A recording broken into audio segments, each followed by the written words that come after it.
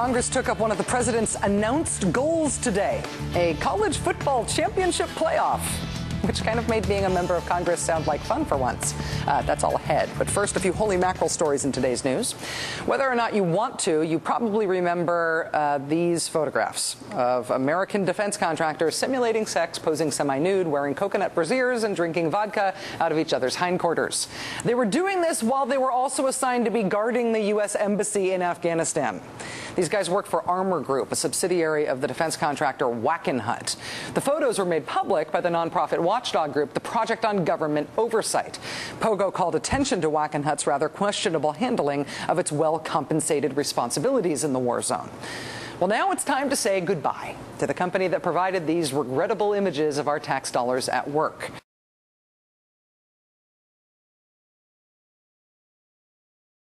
The latest example of the miraculous efficiency of giving jobs to for-profit companies that the government and the military used to do itself.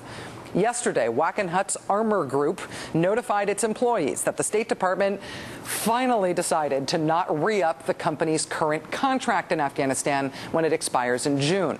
Efforts will begin immediately to find another for-profit rent-a-guard company to protect the most important American building anywhere in the world outside of America.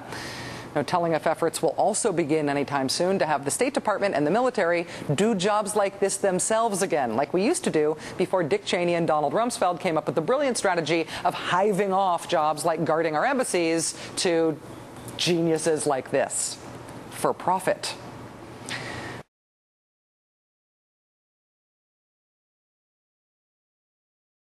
When General Stanley McChrystal and our Afghan ambassador Carl Eikenberry testified to the House and Senate this week, General McChrystal argued that one basis for optimism that we'll be able to shore up the Afghan government and keep the Taliban from coming back into power is because the Taliban were really bad at running Afghanistan when they were in power before we invaded in 2001.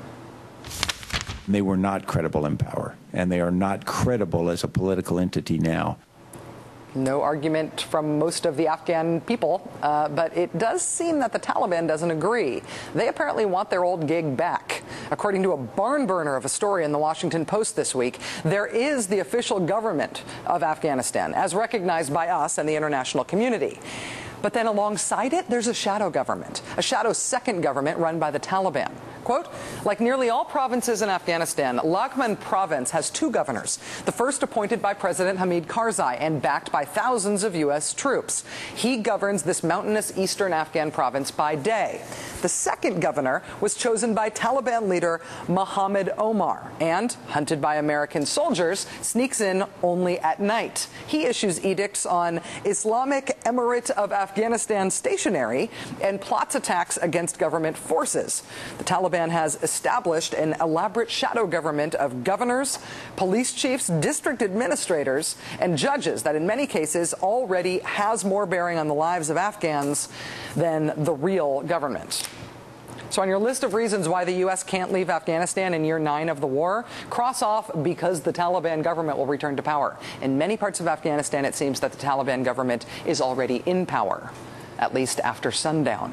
And they pay pretty well, too. General McChrystal told senators yesterday that fighting for the Taliban is a pretty lucrative deal.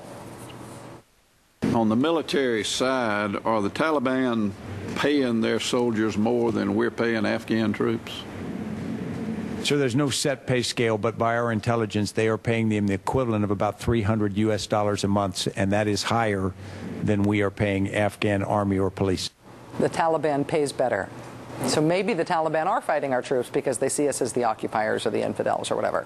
But maybe some of them are fighting us quite literally because they get paid more to fight against us than we would pay them to fight with us.